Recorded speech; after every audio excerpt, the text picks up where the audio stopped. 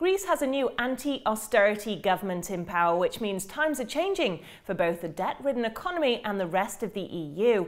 Joining me down the line is Dr. Roman Gerodimos, founder of the Greek Politics Specialist Group, to speak about what this means for the country's economy. Roman, let's be blunt. If Syriza were to win its negotiations with the rest of the Eurozone, other EU anti-austerity parties would look more credible to voters. And yet if Syriza were to lose, investors, well, they might pull their savings from any Eurozone countries where nationalists are dominant. So why aren't European markets in more of a state of panic? Really, everybody's waiting to see what the next steps of the government, of the new government, are going to be. There are two ways this could go. One way would be for the government, Mr. Tsipras, Syriza, to, in a sense, water down their promises a little bit. Some are talking about a rebranding of the bailout measures and of the whole monitoring environment. Others are saying that he will not actually do that and he will stick to his hardline rhetoric. This vote has had big implications for the monetary union. What are we looking at? It's really interesting that all these anti-EU or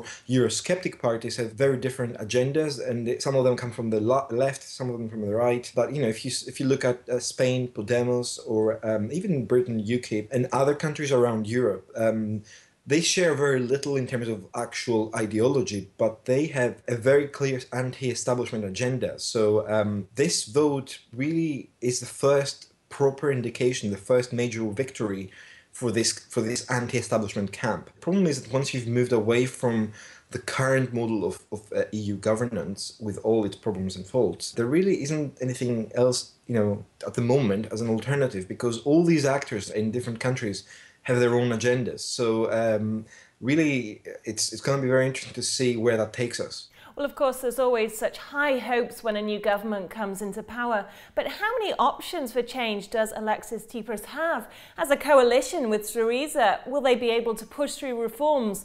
Or will they have to negotiate domestically before they can approach the EU? They do share this fundamental anti-austerity, anti-bailout package core philosophy, but they do disagree on many other things like human rights, like the place of immigrants, like all sorts of other things. The truth is that Syriza ministers, as soon as they were sworn in, they are repeating all their pledges about stopping privatizations, raising the minimum wage, all these measures that they had promised, which sounded quite radical and going against really fundamental requirements put forward by the Troika. The real opposition is going to come from the lenders. So the new ruling party in Greece's slogans are "the end of humiliation has come" and "spend, spend, spend." But where's the money coming from? We'll find out very soon because, in fact, by the end of February, the Greek government is contractually obliged to complete certain measures and certain actions required by the Troika, otherwise it will not get its next tranche, and then we'll see whether they are able to finance all these measures that they have pledged. Obviously, pledging something is different than to implementing it. In reality, the EU doesn't have an option. Greece either defaults on their own authority or the EU authorises the default.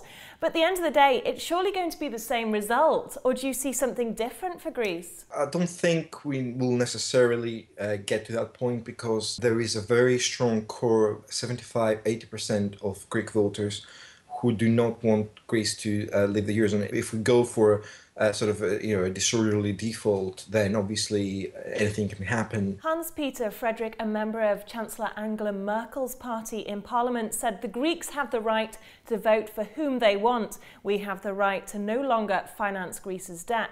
That's the crux of the matter, isn't it? Absolutely. But the thing is, and I mean, that is something that the more vocal, the more radical members within the government will obviously need to take into account at some point. But Mr. Tsipras, judging by the outcome, judging by his success so far, looks, as I said, confident, but also he looks like he knows what he's doing. He looks like he has a plan. At the end of the day, Greece did get itself into this mess as the country was riddled with fraud and corruption. So has it cleaned up its act? Greece still has a lot of fundamental structural problems, but what we have found over and over again is that there are structural deficiencies within the Eurozone and within the European Union, and also regulation issues around the world, really. And a lot of the measures that were put in place and the way they were put in place to deal with the debt issue actually made things worse to an extent. The previous governments emphasis was more on the sort of the financial and sort of budgetary